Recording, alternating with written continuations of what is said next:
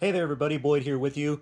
Oh, my birthday was the other day and I got these really cool 1/18 scale diecast cars. These are from Shelby Collectibles. These are 1/18 scale and I wanted to show them to you guys today. Just some more cars to put into my model car collection, and these are really cool. I'm really happy to get these. These are all beautiful cars. A couple of them are famous race cars, and then you got the famous Gone in 60 Seconds Eleanor Mustang here in the middle from the movie with Nicolas Cage. Probably one of the most beautiful Mustang designs they ever did. It's based off a 67 Shelby GT500, and beautiful car. But we'll show you here the Shelby Daytona Coupe here on the left. This is just an awesome car. It was fast the minute they put it on the racetrack. I think that the first time they took it down to Daytona in 1965, it actually won the race.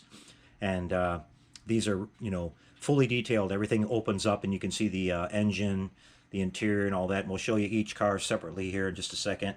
And over on the right, we got the 67 Ford GT40 Mark IV. This was a famous race car that won the 24 Hours of Le Mans in 1967. It was driven by Dan Gurney and A.J. Foyt, a couple of really famous racers.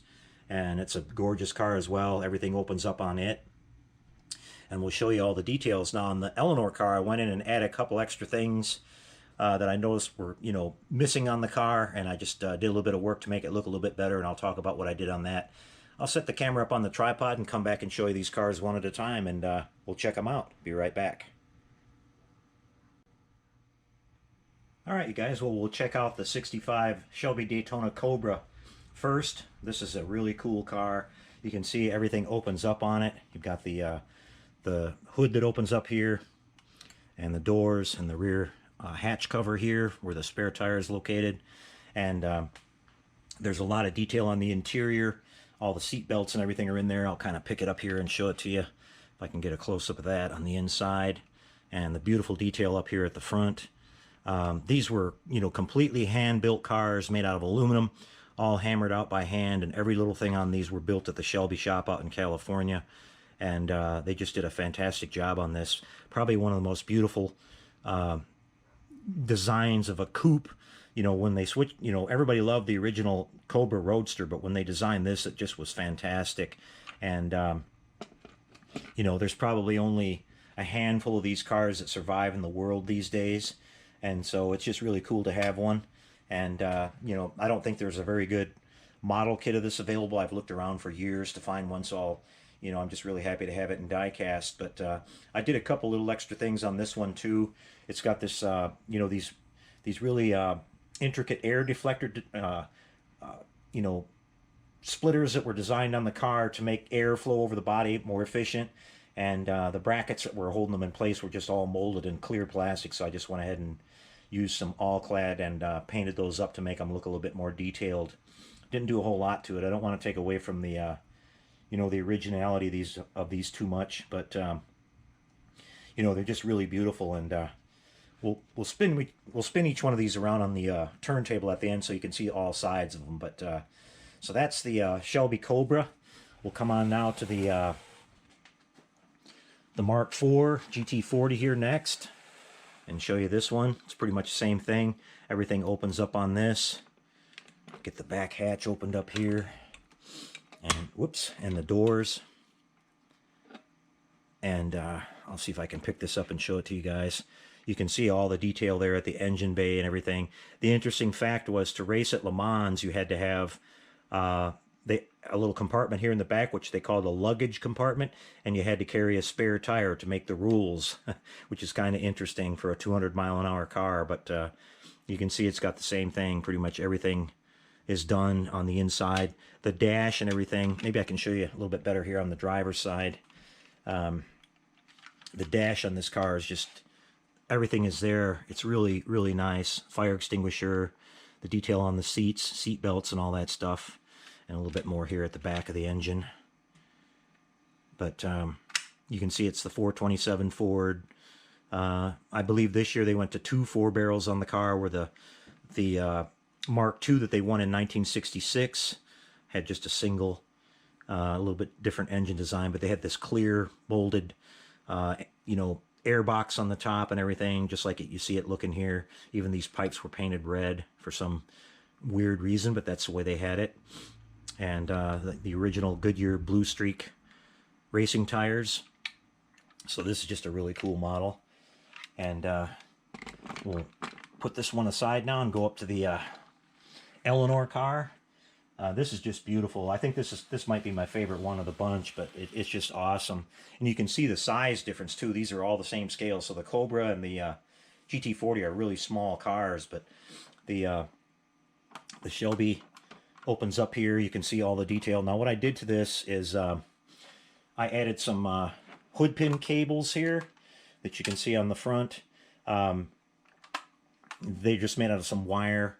I drilled some tiny little holes into the hood pins here and stuck them in there and just attached them on the bottom of the hood so it gives a little bit more detail there. There's the 428 Cobra jet that these cars came with the 2 4-barrels. It's got the Shelby logo on the top of the air cleaner there, a little bit hard to see. But on the interior here, I detailed up the trim on the seats. And then on the other side, you can see the it has the Carroll Shelby signature on the right here on the dash, and then right next to it, it's supposed to have this little Cobra emblem, and I had a couple of extra of those left over from my Torino Cobra kit that I built a couple weeks ago, so I took that extra decal and put it on there and just kind of added that. And then here at the back, I added some detail inside the back here. It came with this basic NOS, nitrous oxide tank. So I added the decal there. I painted the detail onto the gauge, if you can see that, and I added the extra nitrous line that's actually in there and have it go into the front of the car. All that stuff wasn't there, so that just brought that up a little bit. And then the final thing that I did to it was I painted the wheels. If I can get it back down onto the stand here for you and show it to you. Fits on here a certain way. There it goes. The wheels were basically all chrome plated on this, and so I took some of my I believe it was pewter that I used was the color, and I just went over the rims in the center part and then highlighted the spokes just like the car looks on the movie. It's they're more of an alloy looking wheel and not chrome, and that was one of the complaints that a lot of people had about this diecast when they got it, was the wheels didn't look right. And for some strange reason too, the shifter was put in backwards where it was facing the wrong way, so I took that out and redid that. But just a couple little things I did, and I haven't done it to these two yet, but one of the things that you can do to your diecast cars too to make them look a little bit better, the paint on these is very good quality compared to some of the other ones that I've seen, but they still had a few little smudges on them here and there, nothing bad.